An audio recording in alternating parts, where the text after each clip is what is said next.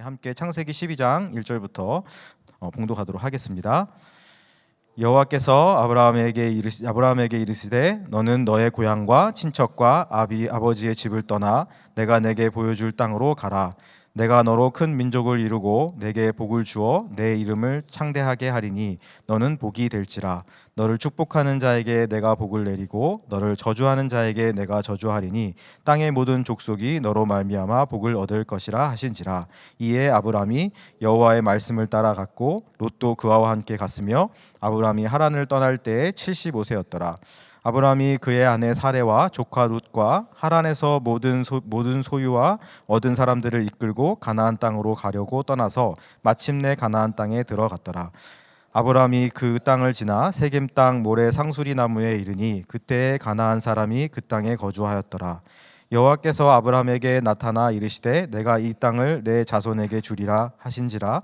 자기에게 나타나신 여호와께서 그가 그곳에서 제단을 쌓고 거기서 베델 동쪽 산으로 옮겨 장막을 치니 서쪽은 베델이요 동쪽은 아이라. 그가 그곳에서 여호와께 제단을 쌓고 여호와의 이름을 부르더니 점점 남방으로 옮겨갔더라. 아멘. 네, 이 시간에는요 하나님께서는 그런 저와 여러분을 부르십니다라는 제목으로 우리 재요한 목사님이 말씀 나눠주시도록 하겠습니다. 네.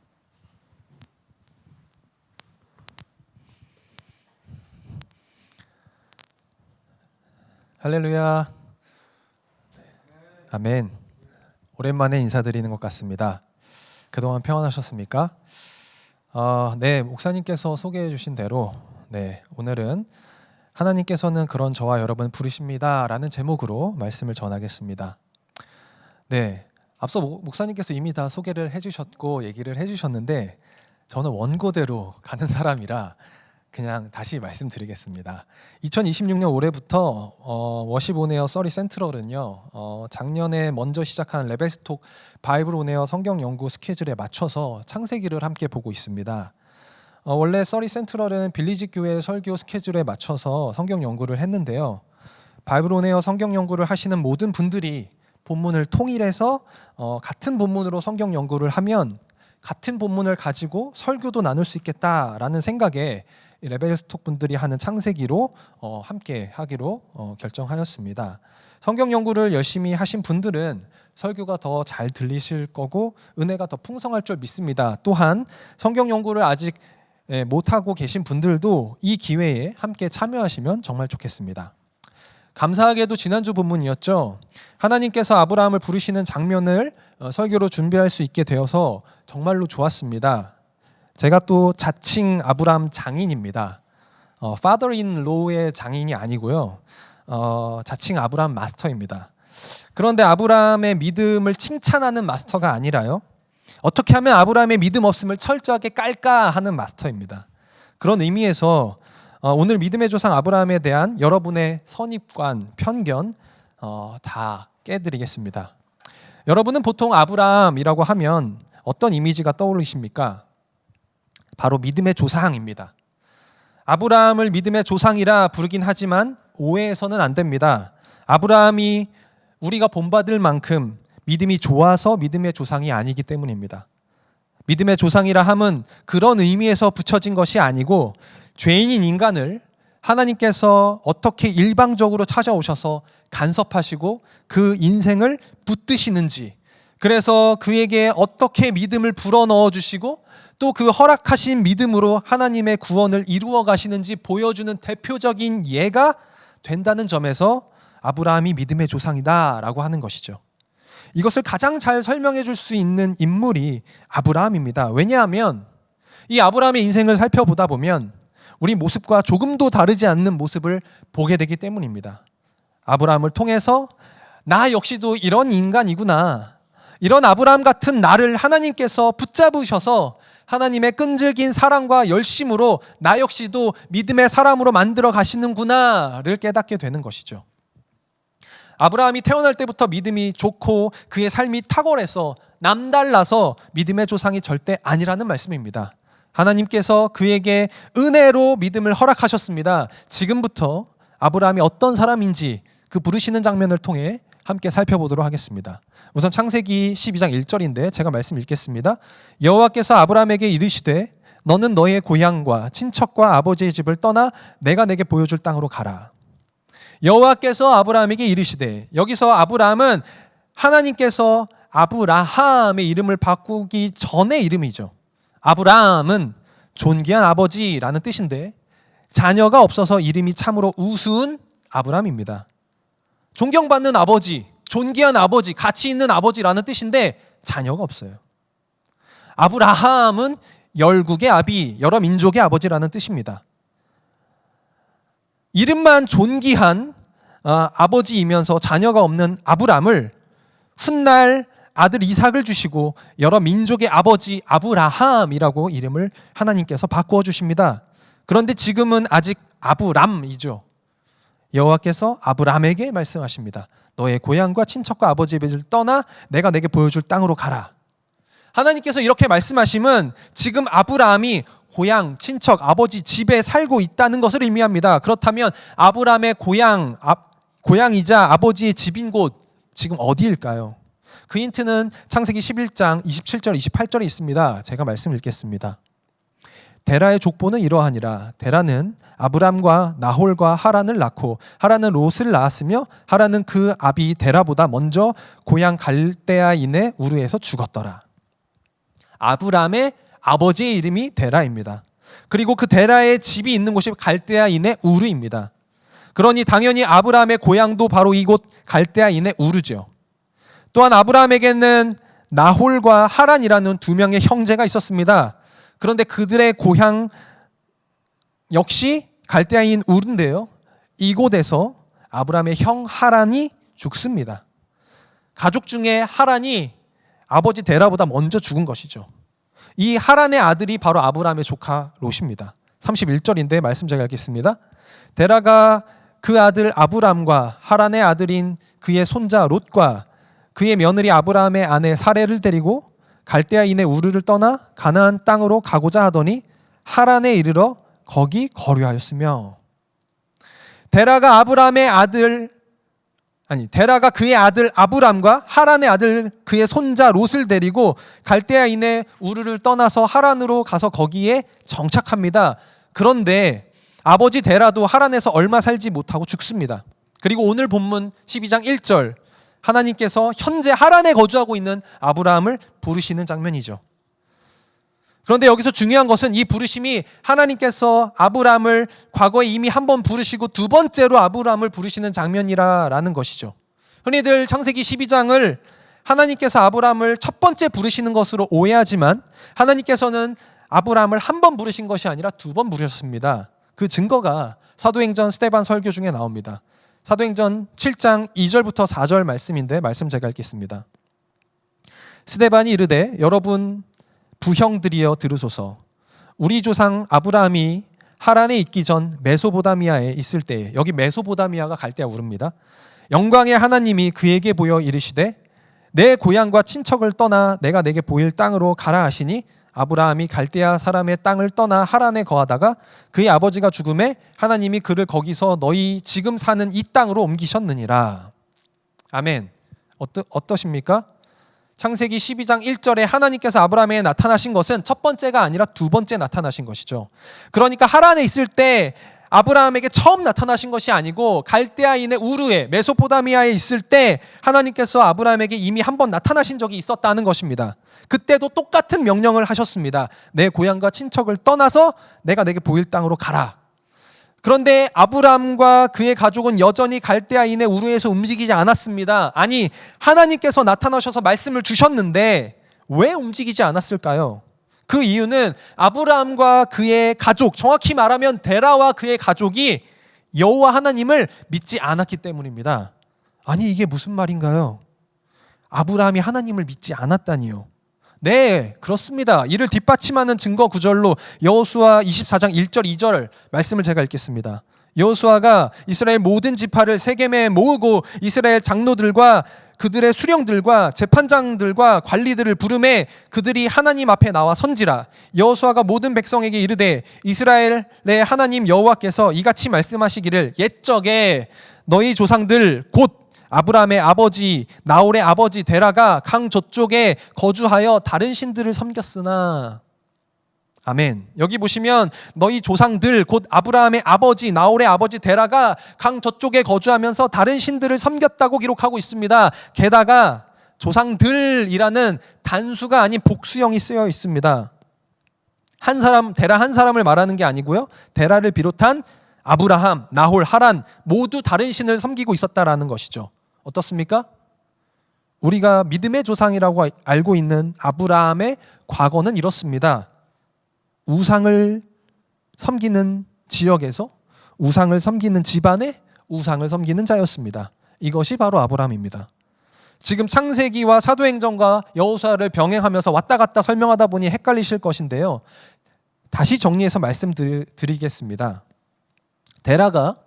데라와 그의 아들들은 대홍수에서 하나님께 은혜를 입은 노아, 그 노아에게 세 아들들이 있는데요. 셈과 함과 야벳이죠.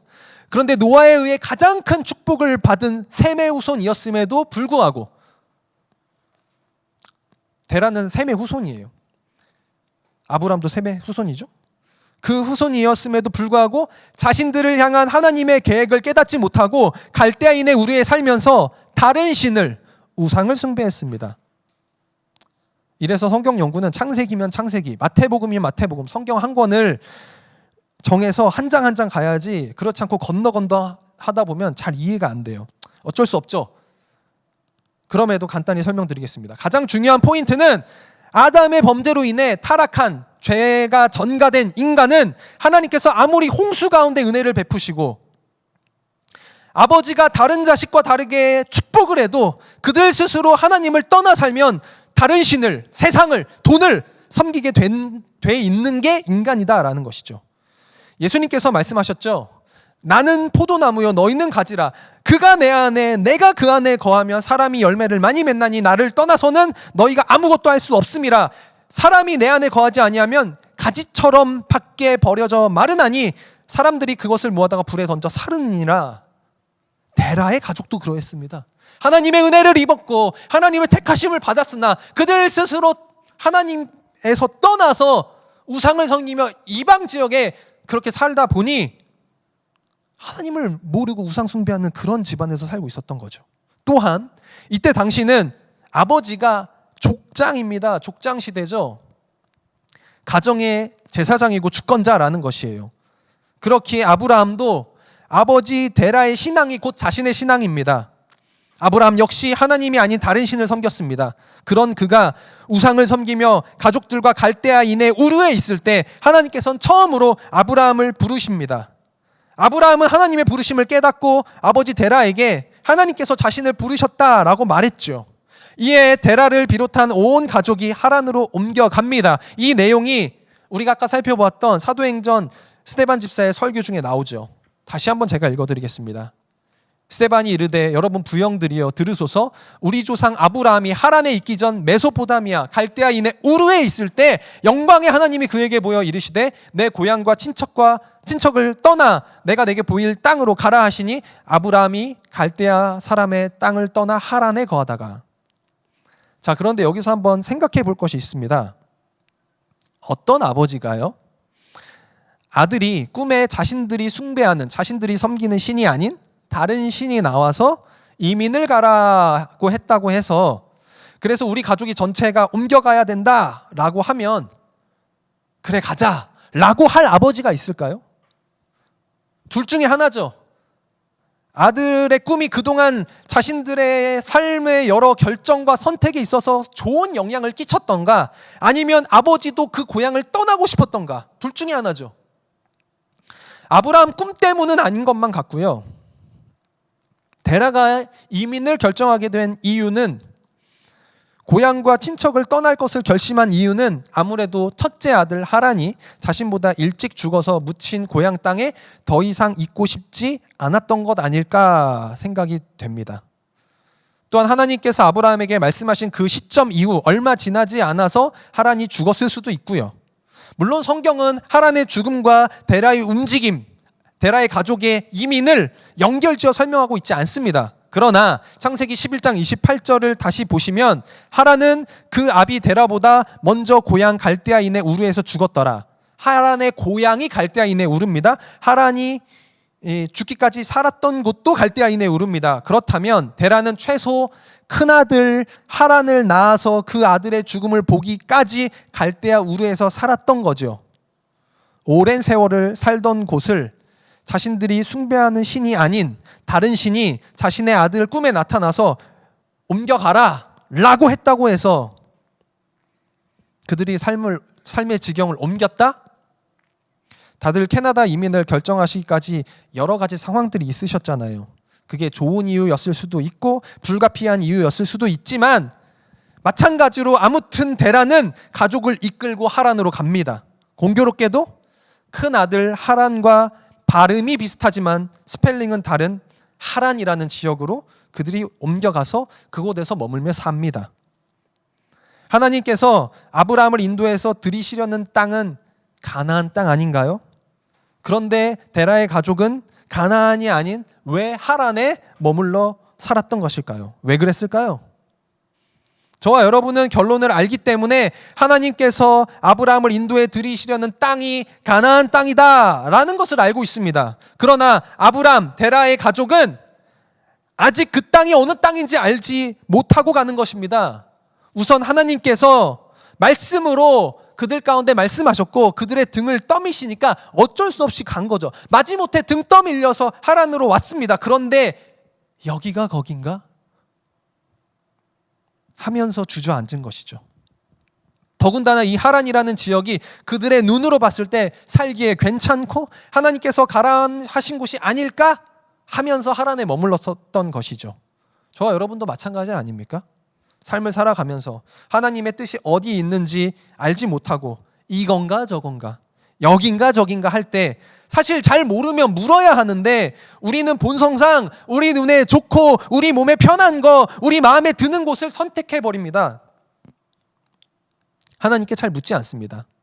또 형식적으로 묻기는 묻는데 하나님께서 대답 없으신 것 같기도 하지요.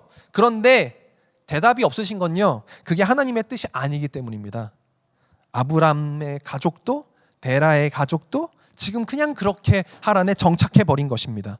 그런데 하나님께서 아브라함이 그곳이 아닌 하나님께 약속하신 땅으로 내게 보일 땅으로 가기를 바라셨죠. 그리고 공교롭게도 하란에서 아브라함의 아버지 데라가 세상을 떠납니다.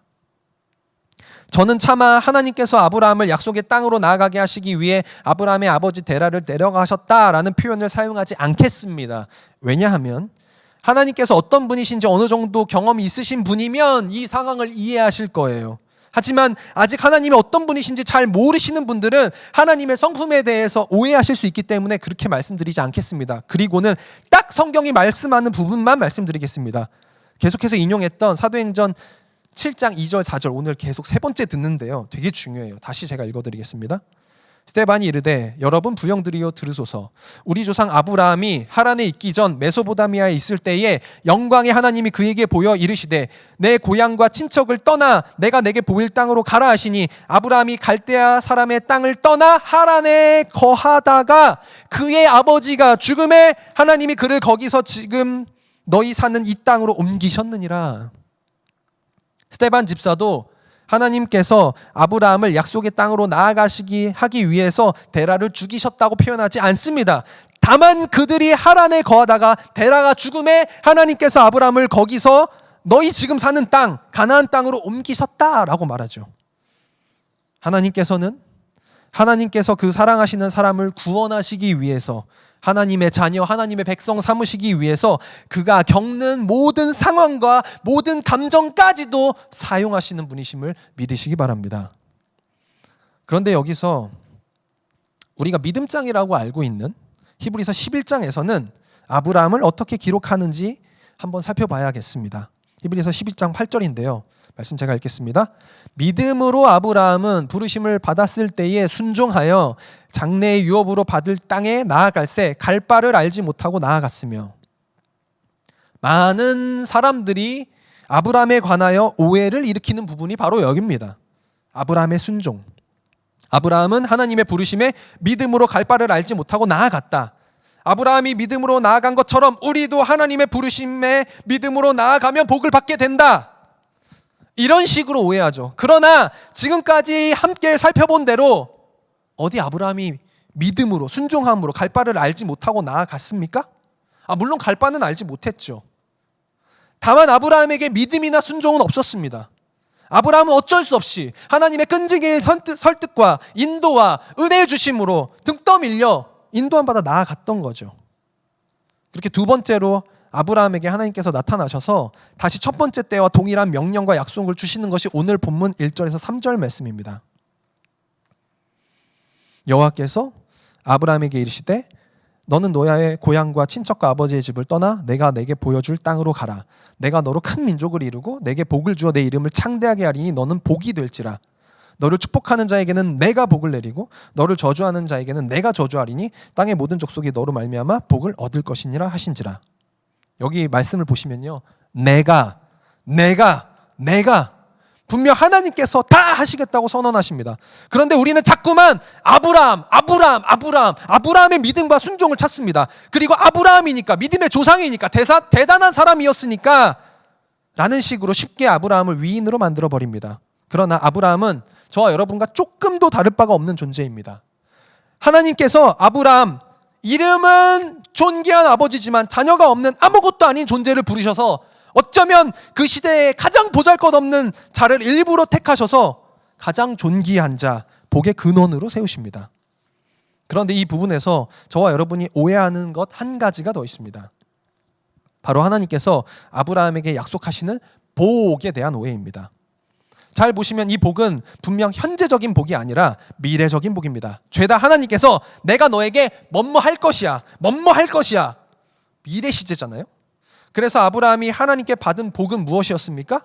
내가 내게 보여줄 땅으로 가라. 땅이 복이었습니까? 어마무시하게 넓은 땅? 그래서 모든 나라의 아버지로, 여러 민족의 아버지로 많은 자녀들이 널찍널찍 살 수 있는 그런 땅을 복으로 받았습니까? 아니요. 미래의 아브라함이 하나님께 받은 땅이라고는 자기 아내 사라가 죽었을 때 사라의 매장지로 사용했던 막벨라 굴, 그거 딱 하나였습니다. 아브라함에게 땅이 복이 아니었습니다. 그러면 내가 너로 큰 민족을 이루게 하겠다, 그러니까 많은 자녀를 주겠다, 많은 자녀가 복이었을까요?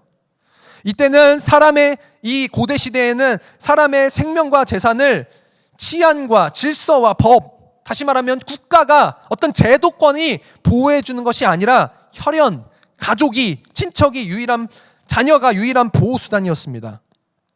그러므로 가족 수가 많아야 했습니다. 그런 의미에서 자녀가 능력이고 권세며 부의 상징이었습니다. 그래서 많은 사람들은 다산과 풍요의 우상에 빠져 있었죠. 이 고대 히브리 사람들은 아이를 낳지 못하는 것을 신에게 굉장히 저주를 받은 불행한 존재라는 이해를 가지고 있었습니다. 그래서 많은 자녀 아브라함이 받았나요? 아니요. 미래 아브라함이 하나님께 은혜로 받은 아들은 자녀 통틀어서 이삭 하나입니다. 이스라엘도 아들이라고 칠까요? 그럼 두 사람이죠. 아들 둘이 무슨 큰 민족을 이룹니까? 아브라함에게 자녀도 복이 아니었습니다. 내 이름을 창대하게 하겠다, 유명해지는 것? 그래서 믿음의 조상 아브라함이 됐잖아요. 진짜 그런가요? 그게 과연 복이었을까요? 지금 저와 여러분이 아브라함을 씹고 뜯고 맛보고 즐기고 까고 있잖아요. 믿음의 조상 아브라함이 그 아브라함의 어떤 때문에 된 것이 아니고 하나님의 은혜였다고, 아브라함은 의심과 불신과 거짓 투성이었다고, 아브라함의 의심과 불신과 거짓말이 무려 창세기 12장부터 21장 이삭을 낳기까지 까도 그렇게 계속 나올 수가 없습니다. 이름의 창대함도 아브라함에게 복이 아니었습니다. 그러면 도대체 하나님께서는 아브라함에게 어떤 복을 약속해 주시는가 잘 기억하세요. 하나님이 복이라는 거예요. 하나님 자신이 아브라함의 복이라는 것입니다. 하나님께서 아브라함에게 약속하신 이 약속에 주목하여 보시기 바랍니다. 내가 너로 큰 민족을 이루게 할 것이고, 내가 내게 복을 주어 내가 내 이름을 창대하게 할 것이고, 그로써 너는 복이 될 것이야. 너를 축복하는 자에게는 내가 복을 내리고 너를 저주하는 자에게는 내가 저주할 것이다. 땅의 모든 족속이 너를 통하여 복을 얻도록 내가 할 것이야. 결국 하나님께서 너의 복이 되어서 내가 너를 위해 다 해줄 거야. 내가 너의 복이야. 라고 말씀하시는 것입니다. 자, 그러면 아브라함은 이 하나님의 말씀을 알아먹었을까요? 우선 하나님께서 등 떠밀어 가라 하시니 가긴 했어요. 5절입니다. 아브라함이 그의 아내 사레와 조카 롯과 하란에서 모은 모든 소유와 얻은 사람들을 이끌고 가나안 땅으로 가려고 떠나서 마침내 가나안 땅에 들어갔더라. 그런데 그 땅이 비어있는 땅이 아닙니다. 이어서 6절인데요. 아브라함이 그 땅을 지나 세겜 땅 모래 상수리 나무에 이르니 그때에 가나안 사람이 그 땅에 거주하였더라. 사람이 살고 있어요. 하나님께서는 혹시라도 아브라함이 그곳에 살고 있는 가나안 사람들을 보고 두려워할까 봐 즉시로 바로 다음 절에 나타나셔서 말씀해 주십니다. 7절입니다. 여호와께서 아브라함에게 나타나 이르시되 내가 이 땅을 내 자손에게 주리라 하신지라.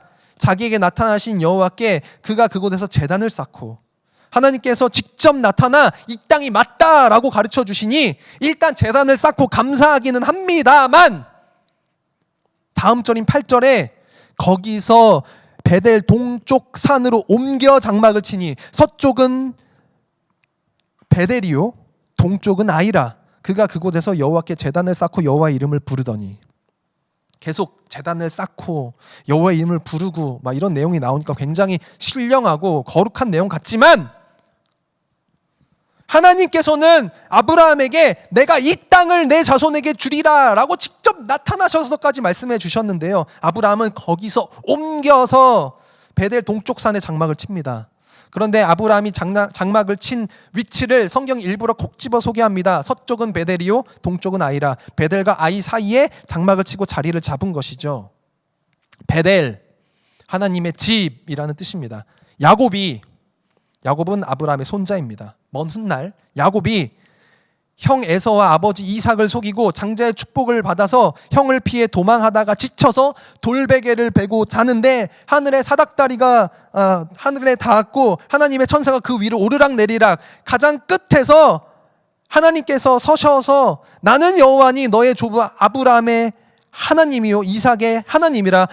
네가 누워있는 땅을 내가 내 자손에게 주리니 내 자손이 땅의 티끌같이 되어 내가 서쪽과 동쪽과 남쪽과 북쪽과 남쪽으로 퍼져나갈지며 땅의 모든 족속이 너와 내 자손으로 말미암아 복을 받으리라. 읽어보니까 어째 아브라함에게 주시는 복의 말씀과 비슷하죠. 동일한 말씀 주시는 겁니다. 야곱이 깜짝 놀라서 거기를 벳엘, 하나님의 집이라고 이름 짓습니다. 아이는 어떤 곳이냐고요? 아이엔 어떤 성경 스토리가 있을까요? 아이는 모세가 죽고 여호수아가 지도자가 되어서 가나안 땅에 들어간 직후 출애굽 2세대 이스라엘 백성이 하나님의 은혜로 여리고 성을 빙빙 도는 것으로만 아무 싸움 없이 차지하게 되는, 승리하게 된 다음에 흥분하여가지고 그 승리가 마치 자신들이 잘해가지고 잘 싸워서 한 승리인 줄 알고 다음 성인 아이성을 3,000명만 데리고 덤볐다가 패한 성읍이 아이성입니다. 그래서 여리고 성을 정복할 때는 한 명도 죽지 않았는데 이 아이성 정복할 때는 36명이나 죽어서 이 이스라엘 백성의 마음이 녹아내린 장소입니다. 이 창세기를 읽는 1차 독자는 이스라엘 백성들이죠. 이 모든 내용을 다 아는 이스라엘 사람들입니다. 그런데 지금 그들의 믿음의 조상, 그들의 조상 아브라함이 어디에 자리 잡고 있습니까? 하나님께서 주시겠다고 한 약속의 땅에 자리 잡는 것이 아니라 하나님의 집, 거기에서 옮겨가서 하나님의 집 베델과 하나님의 은혜를 잊고 자신들의 힘으로 차지하려고 했던 멸망의 성읍 아이 사이에서, 즉 하나님과 세상 사이에서, 하나님의 뜻과 자기 뜻 사이에서, 하나님의 약속의 말씀과 나 사이에서 내가 보기 편한 곳에서 그 회색지대에서 자리를 잡고 있는 것입니다. 왜요? 못 믿으니까, 못 믿겠으니까. 아브라함 못 믿었어요. 같은 사람에게 무엇을 기대하십니까? 하나님께서는 아브라함에게 엄청난 인생을 살라고 부르신 것이 아닙니다. 엄청난 인생을 살게 하시기 위해서 부르신 것도 아닙니다. 하나님의 은혜와 택함을 입었으나 그들 스스로 세상에 좋아 보이는 것을 찾아 그것을 섬기며 하나님을 몰랐던 아브라함, 존귀한 아버지이지만 자녀가 없었던 아브라함, 우리네처럼 긴가민가 여긴가 저긴가 믿어도 되나? 정말 복을 받나? 주저주저하는 아브라함. 하나님께서는 그런 아브라함을 믿음의 조상으로 부르신 이유는 아브라함처럼 형편없는, 아브라함과 똑같은 모습의 인생 가운데, 저와 여러분 가운데 하나님께서 어떻게 은혜를 베푸시고 어떻게 믿음 주셔서 어떻게 오래 참으셔서 어떻게 그 인생을 구원하시는지, 그에게 믿음을 불어 넣어 주시는지, 그런 우리에게 믿음으로, 은혜로 하나님의 믿음의 사람으로 세워 나아가시는지, 주께서 세우시는지, 그거 보게 하시기 위해서, 그거 예시로 드시는 아브라함의 인생인 거죠. 사랑하는 성도 여러분, 성경을 보실 때 성경에서 사람의 위대함이나 사람의 남다름, 사람의 순종, 사람의 믿음에 우와 하지 마시기 바랍니다.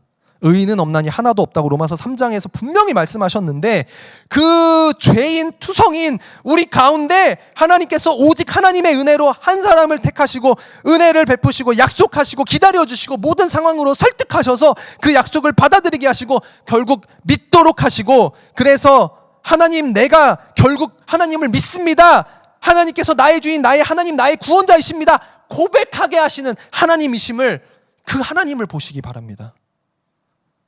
아브라함에게 복은 그가 예수님의 조상이 되었다는 거예요. 그런데 그가 한 것은 아무것도 없다라는 거예요. 그게 복이에요. 마태복음 1장 1절에서 2절 말씀입니다.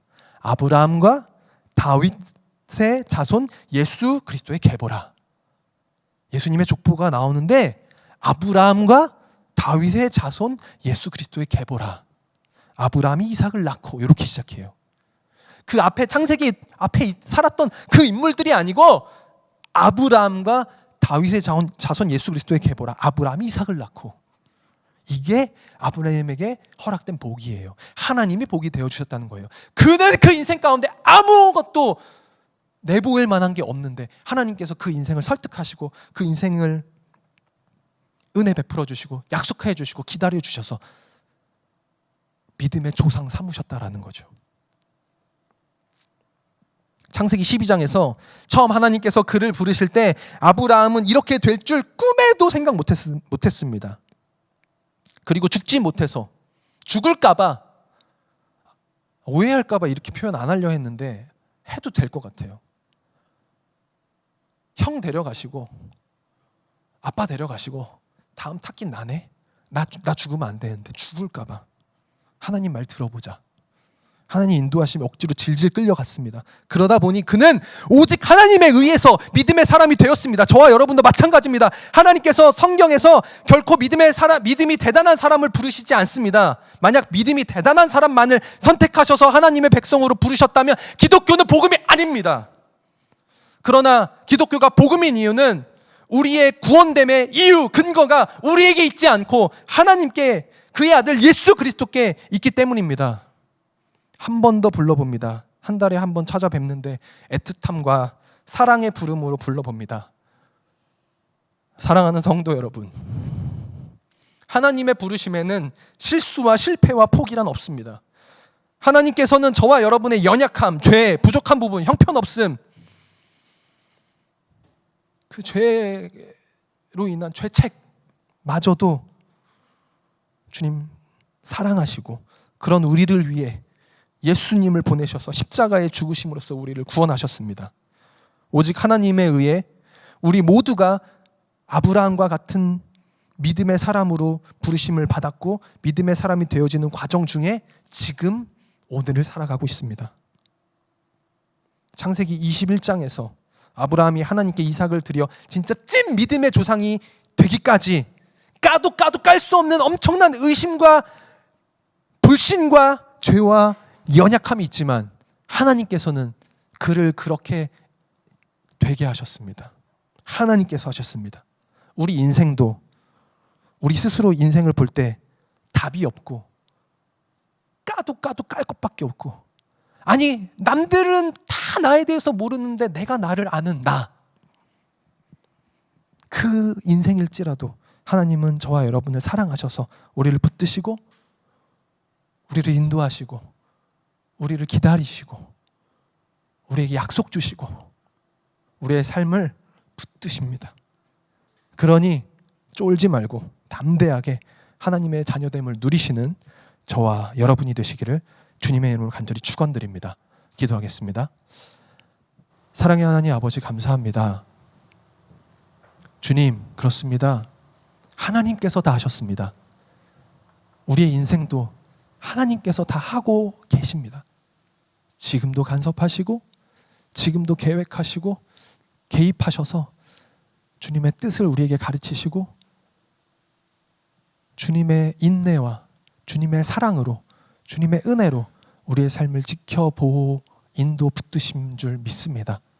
그 하나님의 은혜 가운데 붙들리는 우리의 삶 인생 되게 하여 주시고 나의 의, 나의 어떠함이 내세워져서 내가 믿음이 있는 믿음을 드러내는 것이 아니라 나는 아닌 것 같지만 하나님께서 그런 나를 세우셨으니 보십시오, 이게 하나님의 은혜입니다를 증거하는 우리의 삶이 되길 원합니다. 하나님, 그러한 주님의 은혜를 우리의 인생 가운데 늘 허락하여 주시고 무엇보다도 말씀을 통하여서 그 하나님의 은혜를 깨닫게 하시고 그 하나님의 어떠하심, 우리의 인생 가운데 하나님이 기대하시는 그 어떠하심을 바라보는 우리의 삶 인생 될 수 있도록 주님 도와주시옵소서. 감사드리며 예수 그리스도의 이름으로 기도드립니다. 아멘.